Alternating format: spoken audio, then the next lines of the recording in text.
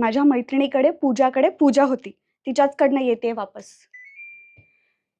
तिने पूजेकरता आमंत्रण दिलं होतं बरं का. आणि असं आमंत्रण देऊन कोणी फक्त हातावर तीर्थप्रसाद देऊन देऊन पाठवतं का वापस? आता घरी येऊन स्वयंपाक करा, जेवा. भूक लागली आहे. जाऊ दे, काहीतरी मागवते. तिला वाईट वाटलं तरी चालेल, पण आजचा हा व्हिडिओ मी करणारच आहे. आमंत्रण आणि निमंत्रण यातला फरक काय हे समजून घ्या.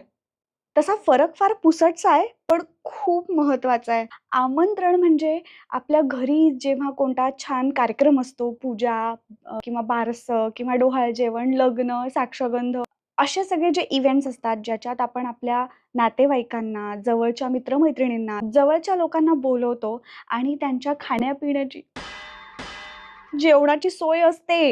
ते लोक आपल्याकडे यावे असं आपल्याला मनापासून वाटत असतं आणि आग्रहाने आपण त्यांना त्या कार्यक्रमाकरता बोलवतो. त्याला म्हणतात आमंत्रण. हो, कारण आमंत्रण दिलं म्हणजे सोय आहे असं असतं. गृहीत धरलं जातं ते. गृहीत धरलं जातं ते. तुम्ही कोणाला निमंत्रण देताय तर तेव्हा असं काही नसतं बरं का. निमंत्रण म्हणजे कोणता तरी असा समारंभ आहे आणि त्याच्याकरता तुम्हाला बोलवलंय. तर त्यात फक्त एवढं दिलेलं असतं की अमुक ठिकाणी अमुक वेळेला या तारखेला हा समारंभ आहे, तेव्हा तुम्ही नक्की या. बस. आता जायचं की नाही हे तुम्ही ठरवायचं. आग्रहाचं वगैरे असं काही बोलवणं नसतं. तुम्ही यायलाच हवं अशी ही अपेक्षा नसते किंवा त्याचं आजकाल जे म्हणतात ना RSVP कळवणं पण गरजेचं नसतं. कारण तिथे सोय नसते. असली तर तुमचं नशीब, पण शक्यतोवर नसते.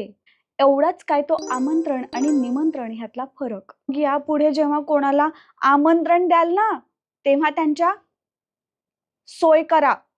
आणि हा व्हिडिओ त्या सगळ्या मैत्रिणींना पाठवा ज्यांनी तुम्हाला आमंत्रण दिलं आणि उपाशीच घरी पाठवलं. असं नका करू हो. भूक लागते ना. घरी आल्यावर काही स्वयंपाकही केलेला नसतो. तुमच्याकडे कोणी आमंत्रण दिल्यानंतर आल्यानंतर हाच विचार करतात की तिथे जेवायची सोय आहे आणि येतात आणि माझ्यासारखी गोची होते. आता मी काहीतरी ऑर्डर करून खाते, पण तुम्ही असं नका होऊ देऊ बरं का.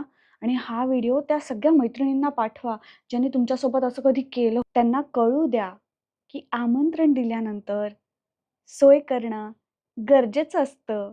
आणि अशाच वेगळ्या शब्दांची माहिती तुम्हाला हवी असेल तर मला फॉलो करा. भेटूया मराठीच्या ह्या सिरीजच्या पुढच्या भागात. आता पूजा मला लई हाणणार आहे, पण ठीक आहे, तिला कळू दे ना. आमंत्रण दिल्यावर जेवायला का नाही केलं तिने?